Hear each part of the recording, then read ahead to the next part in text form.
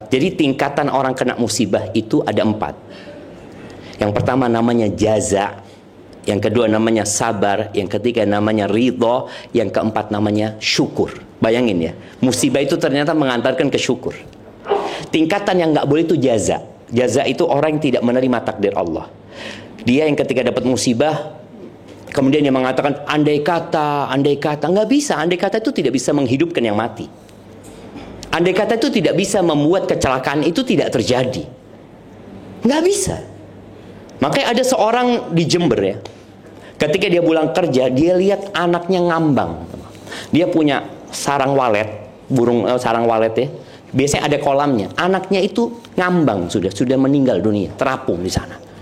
Dia gendong anaknya, dia ciumi anaknya, lalu dia menyesal, ya Allah, andai kata aku nggak punya sarang burung ini, andai kata aku nggak punya kolam ini.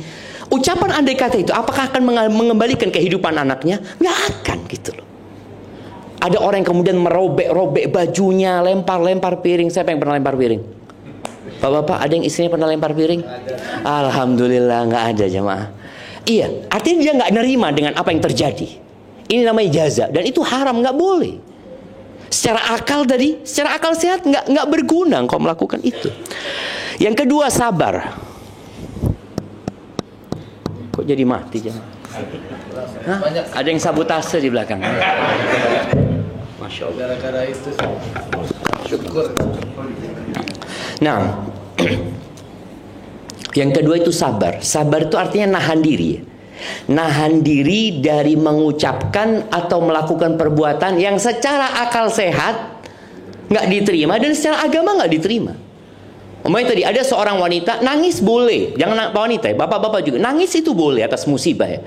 Tapi ketika teriak-teriak ya, kemudian dia lempar sesuatu, nggak ada gunanya. Allah katakan wabasyiris sabirin, berikan kabar gembira kepada orang-orang yang sabar. Dan ingat, sabar itu bukan dengan berjalannya waktu. Sabar itu ketika hempasan pertama, ketika engkau dengar berita musibah, apa yang kau lakukan ketika itu? Apabila engkau mengatakan inna lillahi wa inna ilaihi rajiun, ini bukan hanya kematian jemaah ya. Inna lillahi ini bukan hanya kematian, musibah apapun. Kita katakan inna lillahi, sesungguhnya kami milik Allah dan kami akan kembali kepada Allah azza wajalla. Itu sabar. Tingkatan yang selanjutnya namanya ridho. Kalau sabar itu masih nahan ya, kepingin teriak tapi dia tahan, kepingin lempar sesuatu dia tahan. Pahit sabar itu. Naik tingkatan selanjutnya namanya ridho. Dia mengatakan insya Allah ada hikmahnya, Allah itu maha baik. Udah mulai dia ridho. Yang keempat syukur. Dia bersyukur dengan musibah. Bayangin, dia mengatakan kena alhamdulillah musibahnya nggak lebih besar dari ini. Contoh ya, orang ketika kecelakaan kakinya patah, bagaimana dia bersyukur? Alhamdulillah cuma satu ya Allah. Allah bisa bikin dua-duanya. Allah kasih satu, alhamdulillah. Jadi orang itu masih bersyukur karena melihat, loh ternyata nikmat Allah itu banyak sebenarnya yang membuat kita bersyukur. Maka berusahalah untuk menjadi yang lebih baik. Yang ketiga istighfar kalau berbuat dosa. Bab istighfar ini, siapa yang nggak berbuat dosa? Jamaah, Abu Bakar As-Siddiq itu dijamin masuk surga. Abu Bakar itu pernah datang kepada Nabi SAW, mengatakan, ya Rasulullah, ajarin aku doa yang aku baca ketika sholat. Apa doanya? Bapak-bapak, kalau ibu-ibu insya Allah tahu doa. Ibu-ibu apa doanya? Doanya Abu Bakar yang dikasih Nabi SAW dibaca waktu sholat. Allahumma inni zalamtu nafsi zulman katsira.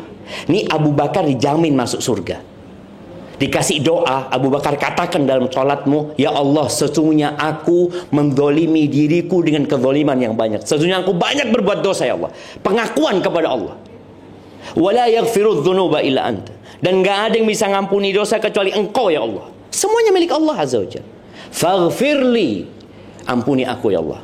Maghfiratan min indik, ampunan dari sisimu. Warhamni, kasihi aku ya Allah. Innaka antal ghafur rahim. Kalau Abu Bakar disuruh minta ampun sama Allah, apalagi orang-orang kayak kita. Maka nasihat anak kalau ingin bahagia, tiap hari istighfar 100 kali paling enggak. Nabi SAW habis salat duha itu beliau baca Rabbil firli wa tub alayya innaka antat tawwabur rahim 100 kali. Kita banyak dosa jemaah. Dan yang menyebabkan orang tidak bahagia itu gara-gara ada dosa di hatinya. Karena dosa ini akan jadi noktah hitam di hati. Kita tahu ya, ada orang yang ada apa di jantungnya, kadang-kala harus pasang ring karena ada, kenapa orang pasang ring? Ada penyumbatan yang menyebabkan kadang-kala kita nggak bahagia karena banyak penyumbatan di jantung kita, cuman. Yang caranya dengan banyak istighfar. Antum duduklah, tiap hari duduk. Ya, istri ngomong tunggu dulu lah, aku mau istighfar dulu. Hitung 100 kali. Ngitung pakai tangan lebih utama. Mau pakai tasbih ya nggak apa-apa kalau di rumah mau pakai tasbih. Tapi yang lebih baik pakai tangan, dihitung 100 kali. Istri manggil, Afwan belum selesai. Bang, kenapa? Habis berbuat dosa kau bang? Memang aku banyak dosanya gitu loh. Jadi kadang-kadang istri kalau lihat suami di pojokan istighfar, habis berbuat dosa apa bang? Loh, tiap hari aku banyak dosanya. Jadi ini rutinitas. Jadi bukan bicara nunggu berbuat dosa. Kita berbuat dosa. Makanya juga penting buat kita semua, nasihat anak, untuk belajar mana yang dosa dan mana yang bukan dosa. Gimana kita akan istighfar kalau kita merasa fan-fan aja ya? Nggak ada sih Ustaz, alhamdulillah orang baik kan Ustaz. Maka belajar mana yang dosa dan mana yang bukan dosa. Barakallahu fiik, itu mungkin dapat Anda sampaikan.